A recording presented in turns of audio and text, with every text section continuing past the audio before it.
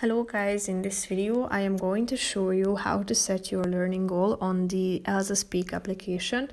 But first I just want to mention, don't forget to subscribe to my channel because at 10,000 subscribers I am going to show you my whole YouTube revenue statistics and growth strategy, how to make money online. So let's jump into it. First of all, open the application on your phone. After that you should tap on the profile button down below, which is the last option.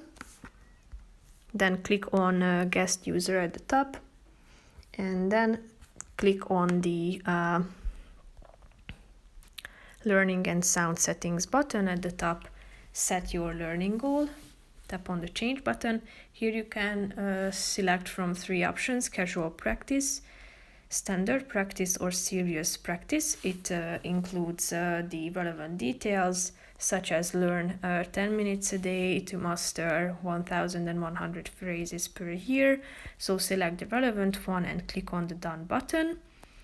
And you can also set the difficulty, which is now set to easy, but you can also set it to difficult, but you need to purchase the premium to be able to unlock this feature.